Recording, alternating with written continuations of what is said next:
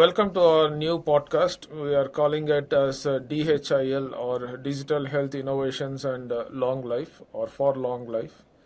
And DHIL in short in Hindi means Dil, which is also uh, called as the heart.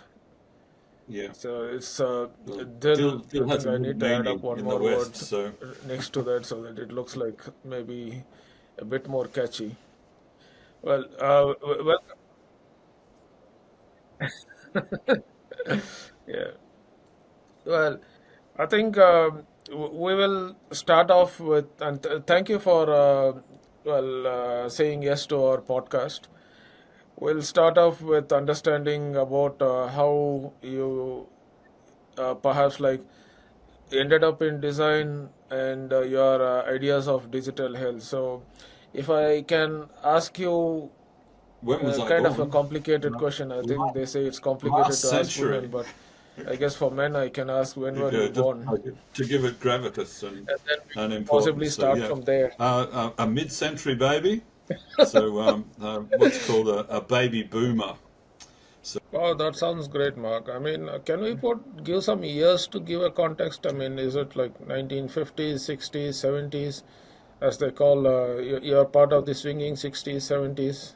yeah, well, talking about the swinging '60s for me, I sort of look born in 1956. Significant year for Melbourne, Victoria, Australia. The Olympics came to Melbourne in 1956, and the Queen visited her Commonwealth country of Australia in 1956. So it's swinging 60s. At the end of the 60s, I was 14. So yeah, I hadn't ventured too far into the wild side. So it was more the 70s was the growing era for me. Interesting times. The Vietnam War was still in play, so I just missed out on being called up to go to Vietnam to fight the communists. And now everyone loves Vietnam, and they're all beating a path to their door.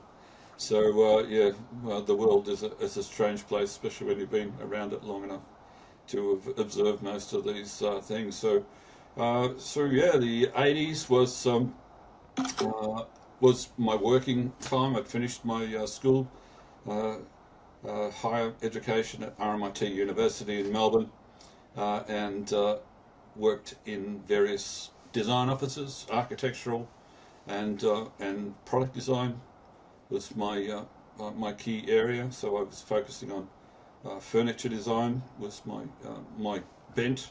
So I picked up that trait from Europe when I was traveling in my early 20s, and so I was interested in product design, making stuff. So that's this. I mean, when you started off design, I'm assuming it was very different. I mean, compared to everything on computers today, I think I'm assuming computers were not uh, kind of a mainstream at that time, perhaps like more experimental or maybe a one-off one. Uh, Two things. One is when did you first see your computer? Maybe I think you are still there when mainframe computers were fairly, I wouldn't say common, but perhaps like the word computer actually meant big house-size machines and Yeah. cards and perhaps like punch cards, something like that. And Well, how, yeah. how did, yeah. First introduction to computers was punch card, and that was in our secondary school. I think in the maths class we had a very innovative maths teacher, and he brought in punch cards for us to do in year 10. So that was quite interesting to engage in, but it didn't light my fire. So it took me a while from year 10. Type in some keys and get some images, and there were like long hours of processing in the middle. Not like our present generative AI where you get things in seconds, I guess. Yeah, most definitely. When So did yeah, you get my first your computer was an Apple, one of the very first Apples. Not quite sure when I picked that up. Trying to think, it's probably about 92 or something like that, because I was starting to do my postgrad work at that point in time, so I needed a computer at home.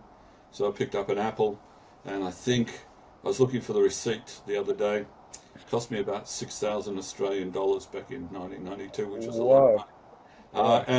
But it had 8 megabyte of RAM and 250 megabyte of hard drive. It was all on floppy disks. So Okay. I anyway, mean, it looks more like a cost of a house rather than a cost of a laptop. well, the house was a little bit more expensive than that, but it was a big investment. So yeah, it was a big jump, but uh, I've always been luckily ahead of the curve. So I've been able to earn a living, not having to be uh, well what we call CAD monkeys by and large. So if you're a computer-aided drafter, you're just there typing out the keys and doing the grunt work. So luckily, I've been in a position where I can direct uh, junior staff to do all the grunt work. Unfortunately for them, they're, they don't manually draw anymore, so they're stuck with that tool for the rest of their life, unfortunately. Anyway, So, college at RMIT, and then what was your first job? first job was okay. It was an architectural practice. Hmm. Uh, and it's just doing retail design. But Oh, sounds great. I mean, quick questions. What was your first car, or are you a bike person? first car, no, not a bike person. um, my commute to Melbourne is via a ferry, so Oh, I jump on a ferry and then I use the public transport in and around Melbourne to do what I need to do. Otherwise, I do have a somewhat, well, 2017 petrol burning combustion engine Volkswagen Tiguan.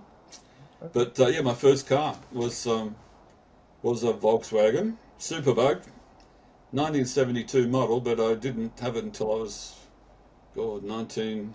What is your idea of digital health?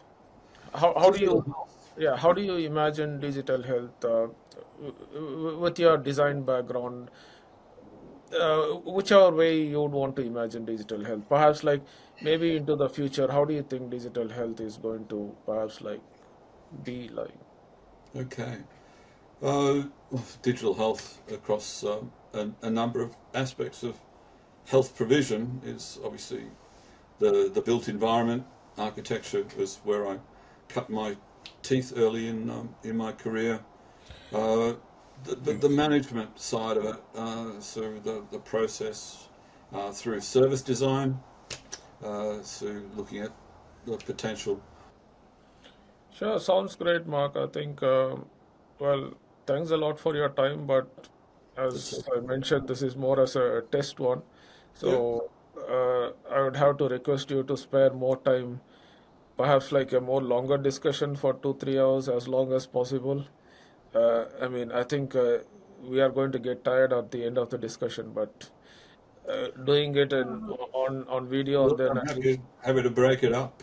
So maybe it's that product, systems, service, and experience. You can do Okay. four apps out of the whole thing. Okay, that Anyway, sounds good. That sounds good. No issues. I I'll